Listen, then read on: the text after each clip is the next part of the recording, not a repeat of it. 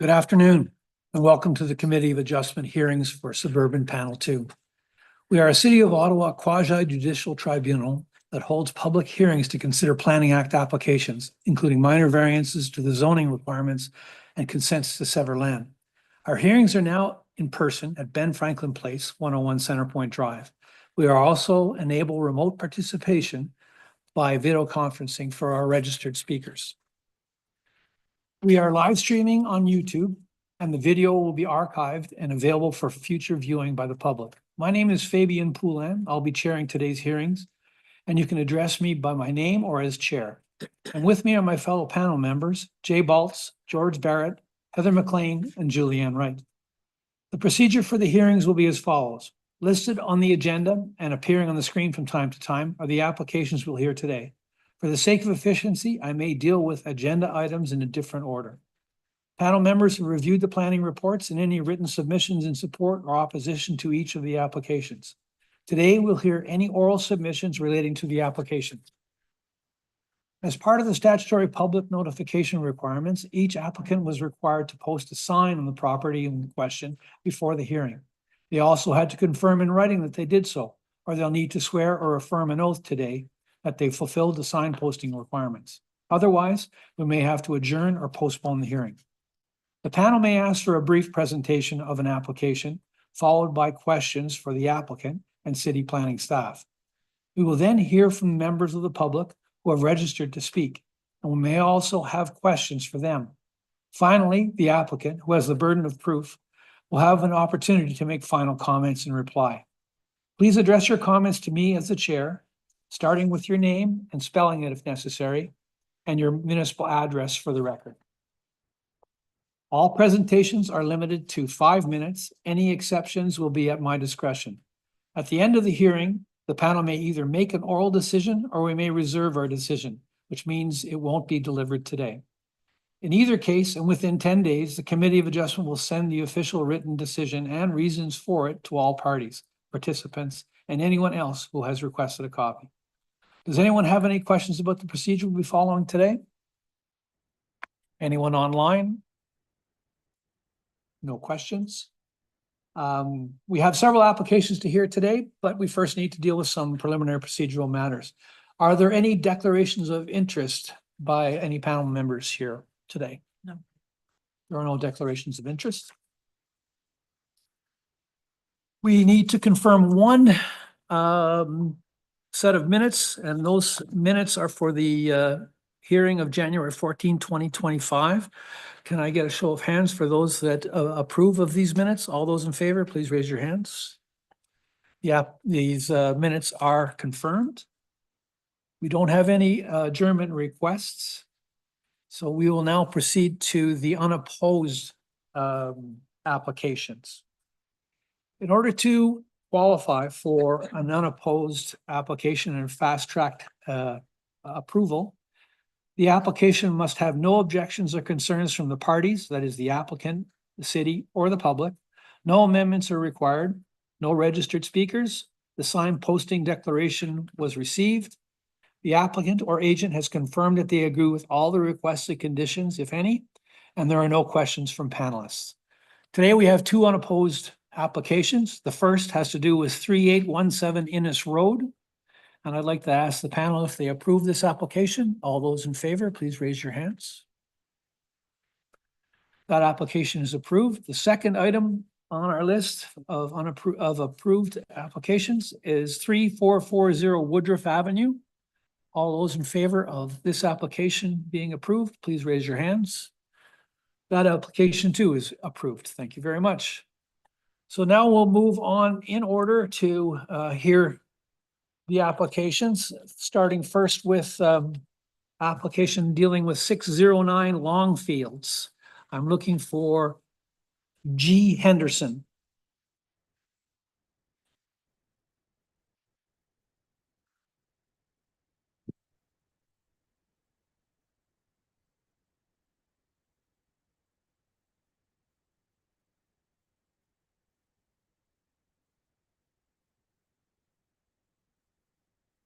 Good afternoon. Good afternoon, Chair and committee members. My name is Jillian Henderson, and I am joined here with my colleague Priya Aird. And what's your address, Ms. Henderson? 420 O'Connor Street. Thank you very much. Would you like to give us a brief description of your application today? Yes, I do. And we have a presentation as well prepared. Perfect.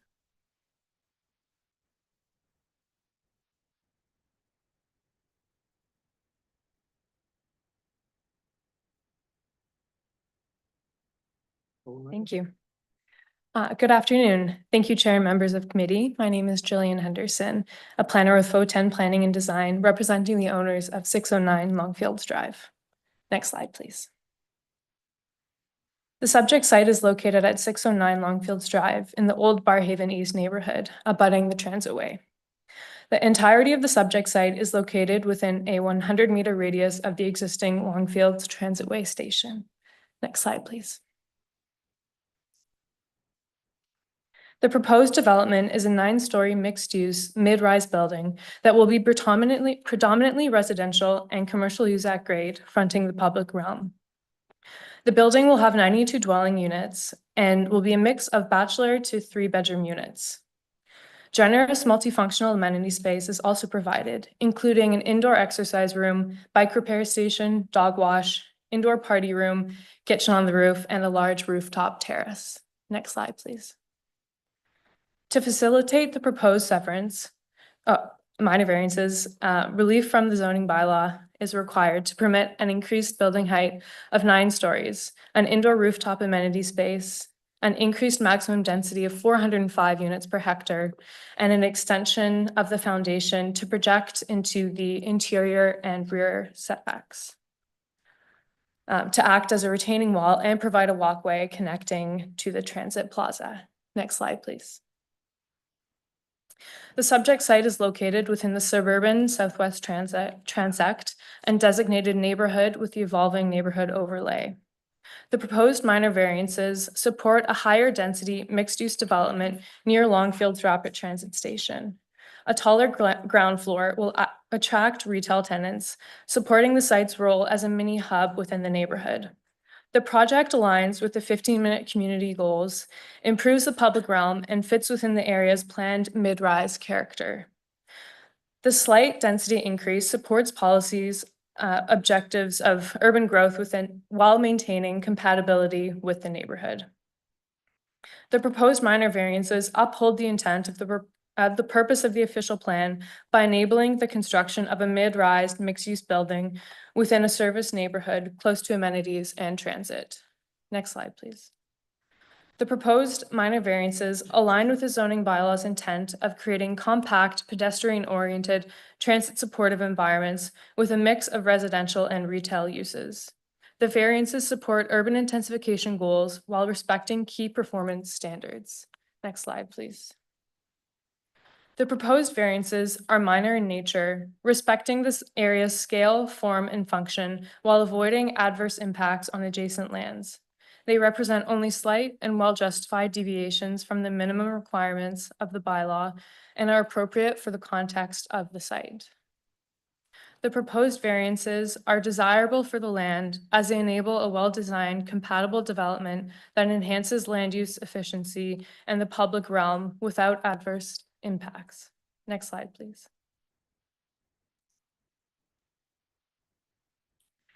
This slide shows the extent of works between block 9 and 10, and we request that the proposed variances not be tied to the plans. Next slide, please.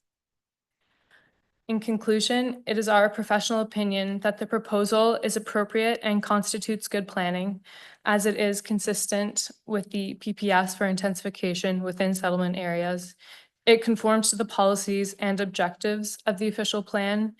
The application meets the 4 tests set out in the Planning Act, and the application will facilitate a site plan application and represents good planning. Thank you. Thank you. I'd like to ask the panel if they have any questions with respect to this application. Ms. McLean?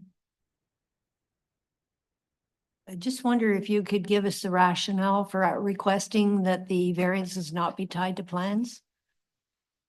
Certainly. Would you be able to pull up the presentation again and go to the penultimate slide?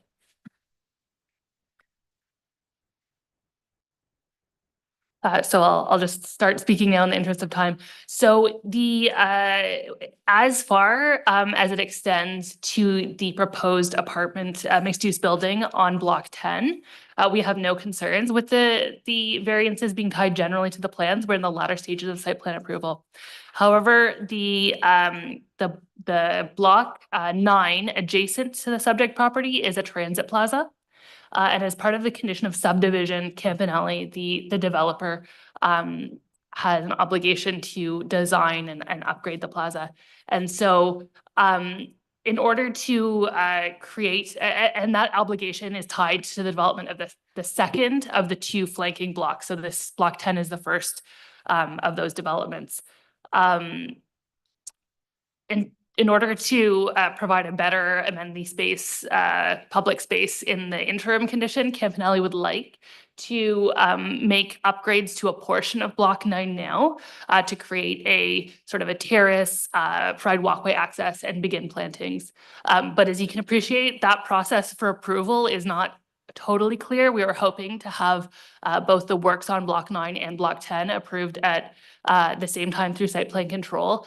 But just finalizing the details and confirming that OC Transpo and transportation and everyone is completely aligned on block 9 is just taking a little bit longer. So by not tying the variances to the plans as it relates to Okay, pardon? please go ahead. As it relates to the works on block 9 and the interface along the edge of block 10, that's where we're looking for some flexibility and requesting that of the committee today. So the development that's before, the variances for the development that's before us relate to block 10. So yes, that's correct. The only 2 variances are the aforementioned relief for the rear yard setback and interior side yard setback. So it's specifically the relief from the interior side yard setback that, depending on the exact sort of extent of the plaza development on block 9, may look a little bit different. Hopefully it'll look very much as you've seen on the plans, but we just are looking for a little bit of flexibility there. So generally we say as it relates to the variances, but what you're saying is that the setback requirements for the rear yard and the interior side yard may change, is it? No, the variances will remain the same. And it's sort of hard to see in plan view, so I wish we had included an axonometric in the presentation, but it should be in the package. Basically, there is a grade change from block 10 down to block 9. And so as part of the improvements to block 9, Campanelli will build up sort of a terrace that makes those 2 level. And there's a very small portion of the interface between the building on block 10 and the plaza where the plaza steps down. And so the extent of the foundation at the rear from block 10, from the mixed use building, basically is sort of above grade to connect level with the plaza, and then there's a step down. So we need the variance for that short interface, and the reason that we're requesting flexibility is just in case there's any change to the design of the plaza that may slightly increase not the variance itself, not as it's worded, but just the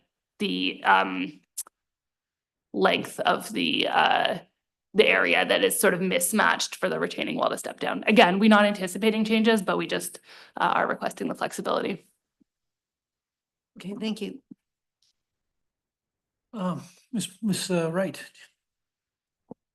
I did as well. You're aware that we received a letter from a resident this morning. One of the comments in it related to their questioning whether this block was at all originally a park and designate. Could you just address that? Certainly. So we did also respond separately to that resident. Block 9, the Transit Plaza, has always been attended not as an official park, but as a publicly owned and accessible space. So that remains to be the case. And Block 10 has always been identified and planned for private development.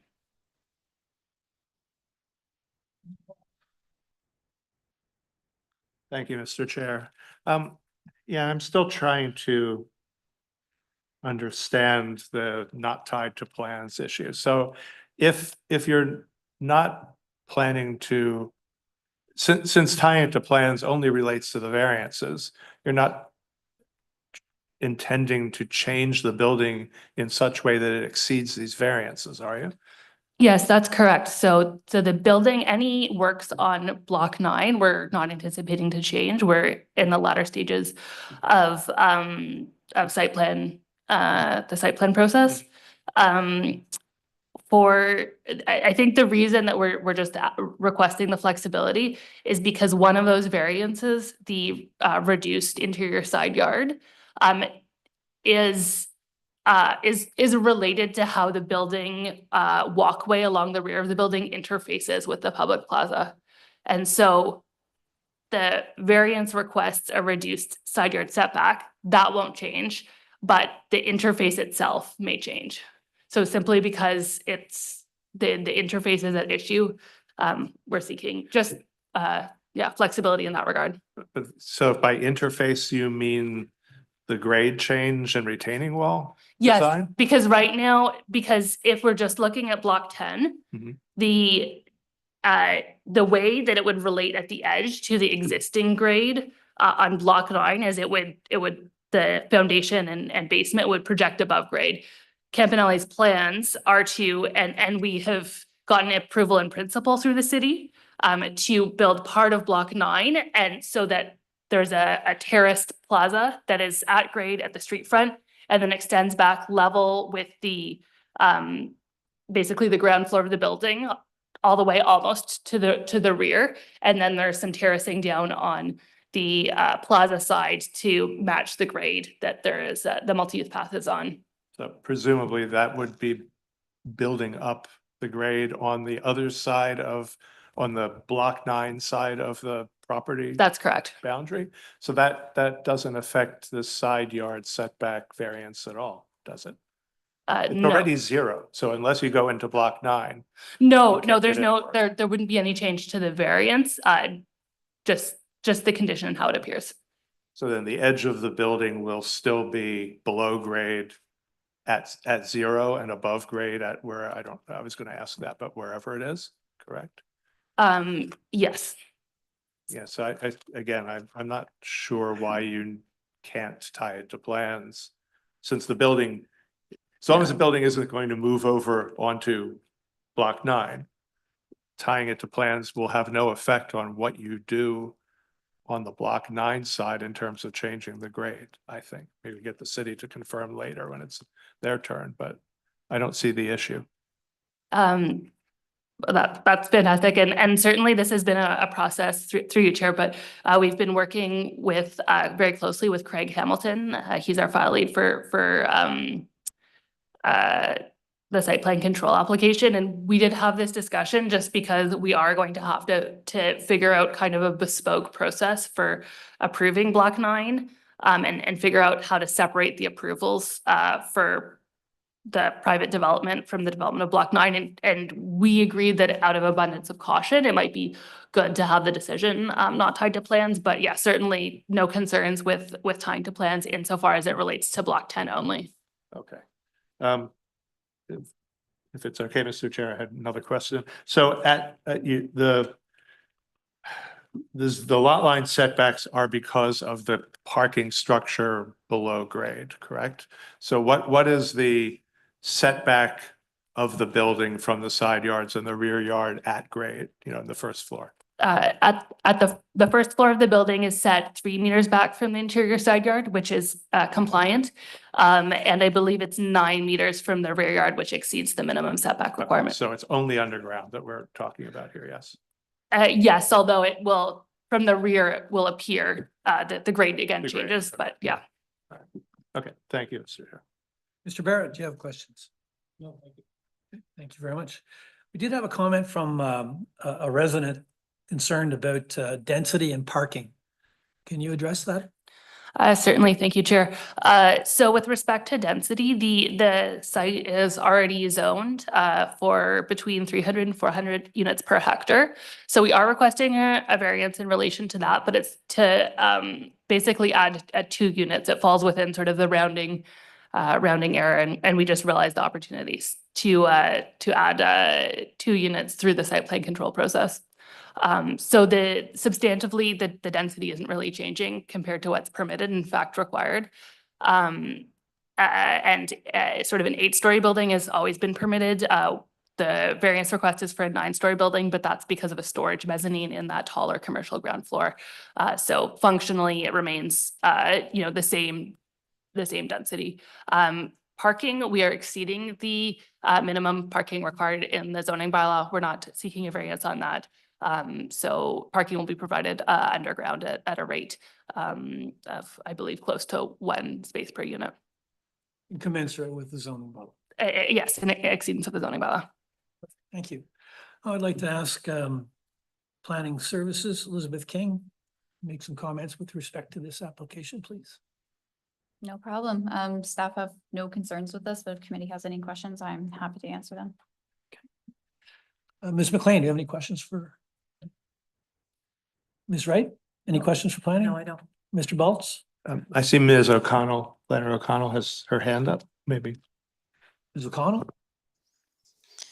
Thank you, Chair. Just to add some clarity, I think the wording that the applicant is seeking to tie the variances to plans insofar as the variance is sought is the more flexible wording that the committee typically applies.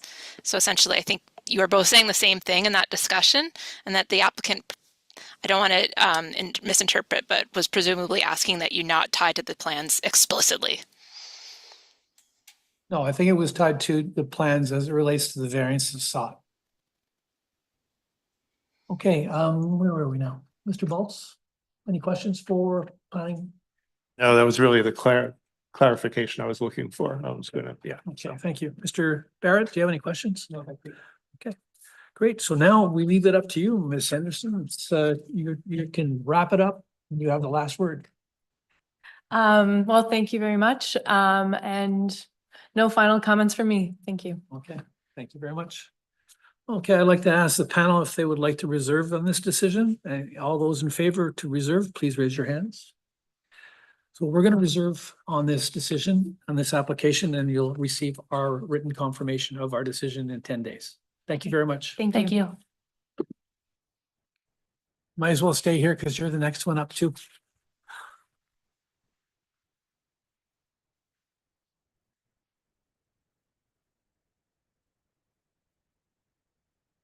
So our next application is application number 3 concerning 23 Harris.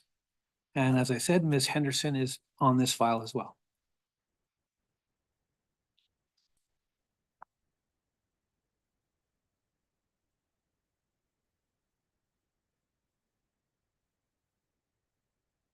Hello again, Jillian Yeah. Henderson here, joined by my colleague Brian Casagrande. Thank you. Good afternoon. So if you'd like, I understand just a little bit of housekeeping. I think variance number C is to be removed. That's having to do with to permit a reduced front setback of 5 meters, whereas the bylaw requires a minimum front yard setback of 6. Is that correct? Yes, that's correct. Okay. All right. So if you'd like to go ahead and give us a brief description of your application. Good afternoon. Thank you, Chair, members of committee. My name is Jillian Henderson, representing the owners of 23 Harris Place. Next slide, please. Thank you. The subject site is located at 23 Harris Place in the City View neighborhood. The property is currently occupied by a single-story detached dwelling. Next slide, please. The proposed consent application seeks to create 1 new lot through severance of the lands. The low-rise residential property on the retained lot will be reserved for future development, and future development will occur on the severed lot, although no development is proposed at this time. To facilitate the proposed severance, relief from the zoning bylaw is required to permit a reduced lot area that is only 129.9 square meters, smaller than required, and a reduced lot width that is only 4.5 meters less than required by the zoning bylaw. All other zoning requirements are being met. Next slide, please. Next slide, please. Thank you. The proposed consent meets Section 51 of the Planning Act, aligns with the City of Ottawa's official plan, and supports the provincial policy statement by enabling residential intensification within the urban area. It is consistent with municipal and provincial policies, efficiently utilizes infrastructure, supports housing goals, and complements their surrounding lot fabric and land use. Next slide, please. This slide shows the lot fabric of the subject site and surrounding areas. There are several other neighboring properties that have similar lot widths and areas to the proposed severed lot, which are below the zoning bylaws required minimum. Therefore, the proposed consent would be compatible with the existing lot fabric found in the area. Next slide, please. The subject site is designated neighborhood within the outer urban transect, and the proposed minor variances maintain the general intent of the official plan by enabling the construction of a new detached dwelling that provides for low-rise, context-sensitive infill housing in a serviced existing neighborhood proximate to amenities and transportation options. Next slide, please. The proposed minor variances maintain the general intent and purpose of the zoning bylaw by allowing a detached dwelling that fits the existing neighborhood character and supports appropriate density. The development would also be permitted as a secondary dwelling unit as of right. Next slide, please. The proposed variances are minor in nature, respecting the scale, form, and function of the property, avoiding negative impacts on adjacent lands, and deviating only marginally from the minimum requirement under the bylaw and the as-of-right development alternatives. The proposed variances are desirable for the land as they enable a detached dwelling that maintains neighborhood compatibility without adversely impacting neighboring properties. Next slide, please. In conclusion, it is our professional opinion that the proposal is appropriate and constitutes good planning, as it is consistent with the provincial planning statement for intensification within settlement areas. It conforms to the policies and objectives of the official plan. It includes lots that are regular in shape, have frontage on municipal roads, and can connect to full municipal services. And the application meets the 4 tests as set out in the Planning Act. Thank you. Yes, Mr. Casagrande. So if I could just add, Mr. Chair, we do have one concern, like a concern with one of the conditions of consent.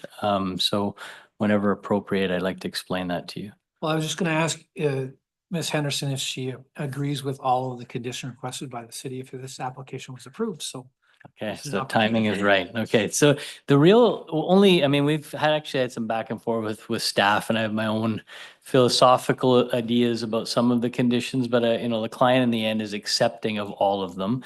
The one though that causes some concern is the one that relates to requiring a covenant and an agreement with the city related to noise concerns related to future owners.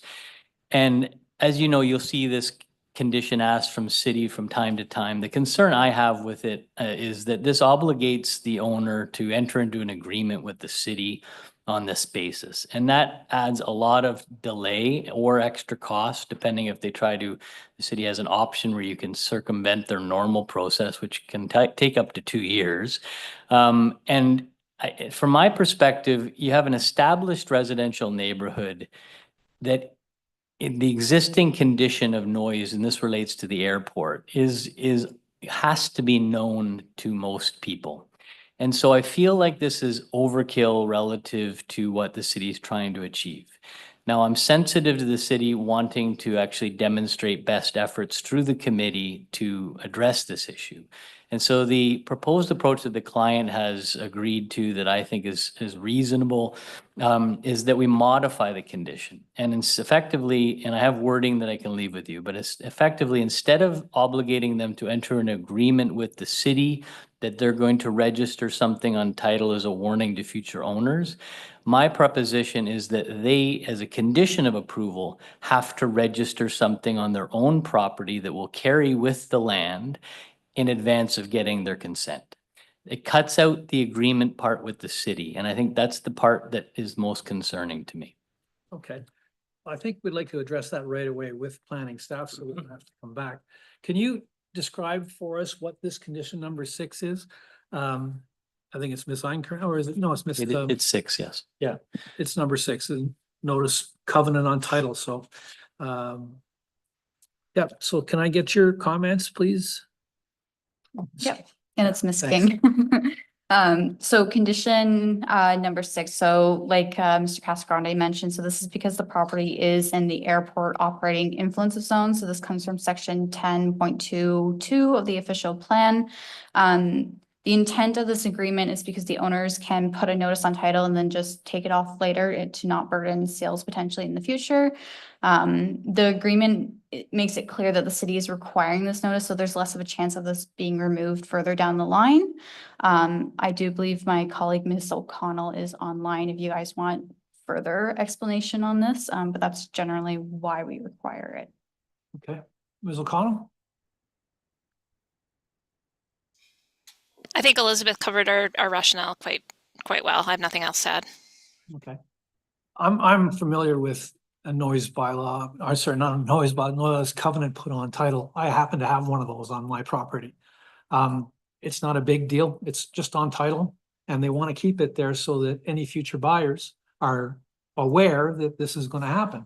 They're going to have noise from above. So I think it's not is it an agreement, Ms. King? Or is it just a notice on title that will be placed there and it'll be always there?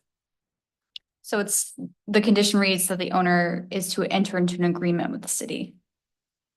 That's the piece, Mr. Chair, that I have concern with, because that triggers a long process or a costly addition to my client to pay for a lawyer to go through the city's process instead of going through the city. In other words, you can pay for an expedited process instead of waiting the normal 2 years to get an agreement like this with the city.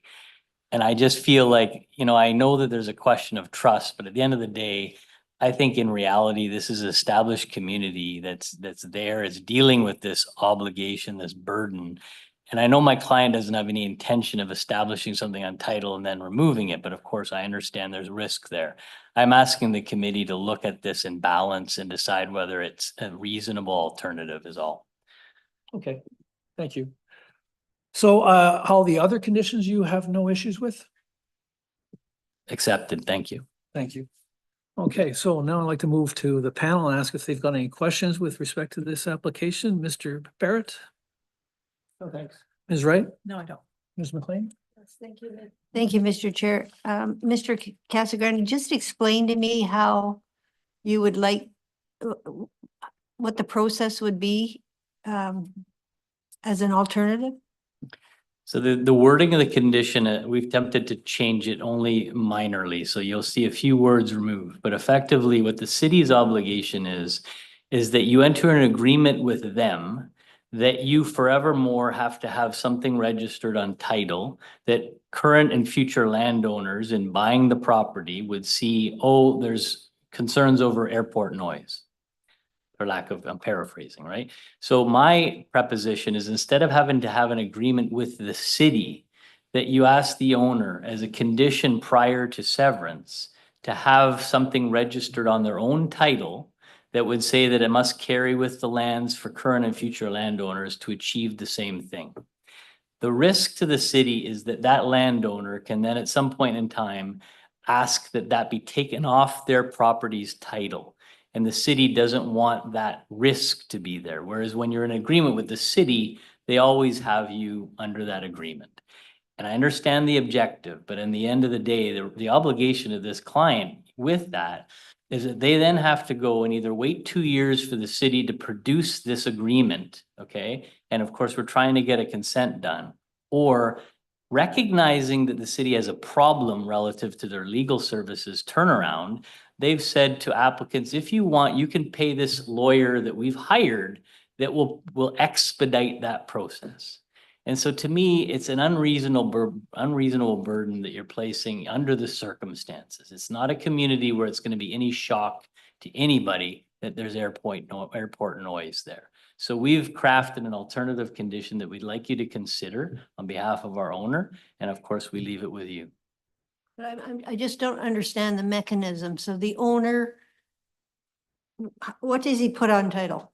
he puts a notice on title that any future buyer be aware that there's noise issues or concerns relative to the proximity of the airport. And the land titles office would take that? As far as I understand, yes. And they're gonna have to do it anyways. No, but after I know they- an agreement is between two parties, but you're suggesting that. So there's two layers to it. So the city wants an agreement with the city that always obligates you to have this on your title. No, I understand that. I understand the condition. I'm Okay. trying to understand your proposal. So my proposal is to Is- not have an agreement with the city. Is to put. Prior to consent, there will be an agreement registered on title, An agreement with who? not an agreement, sorry, a notice, what's the right word? A warning. But how do you do that? Can you do that on the land titles? yes, It's a you can- document of what? You can register anything on your title, right? You can, like, for example, I have clients that will sell, like Loblaws will strategically sell, put some land on the market where they used to have a superstore permitted or a grocery store. And they'll say, let's put something on title that you can't develop this land with a grocery store. But and that's a then- restrictive covenant and it's usually between two parties. I'm not understanding. But I hear what you're saying, but I'm not. But in the sure. end, it's the same obligation, like even the city's path. You have an agreement with the city, but the city's condition is obligating you to put this on title. So it's the same end result. I'm just asking that the city not be involved beyond the consent approval with it, because to me, it obligates you to go into an agreement with the city that, as I mentioned, is just it's an obstacle that I don't think is fair under the circumstances.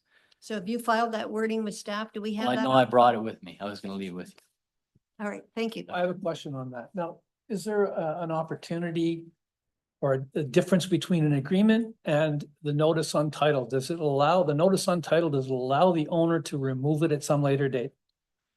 The city's concern is that's true. I have nothing to dispute it either way or to opine on it either way, Mr. Chair. I assume that you can always remove it if you, I mean, it's effectively your land. So you have something entitled that's saying, hey, I want to put this warning clause for future owners, right?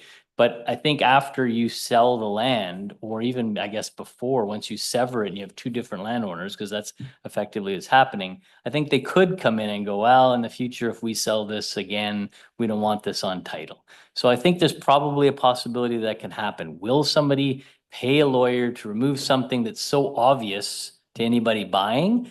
I wouldn't, but I suppose it's possible. Can an agreement be removed?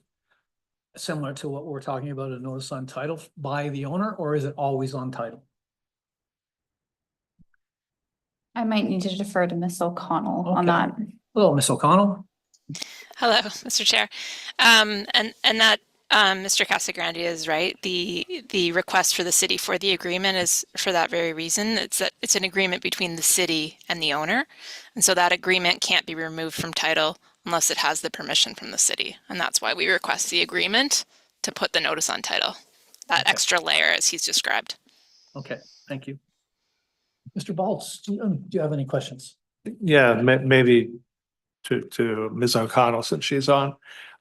Does that really take 2 years? Are we looking at something that's going to hold up this process for 2 years? I can't say in every case, but we are experiencing some pretty significant delays right now in terms of those provisions of those agreements that do hold up the eventual consent for severance process. So the severance would not take place until that ran its course. That's right, until that agreement is prepared by legal. So the request comes from the applicant to our legal services to start drafting that agreement. And that does take months. Okay, thank you. Okay. Now we'll move on. Is anybody in the public looking for comments? Nobody here? Okay. Then I'd like to ask Ms. Henderson if you'd like to wrap it up, and you have the last word.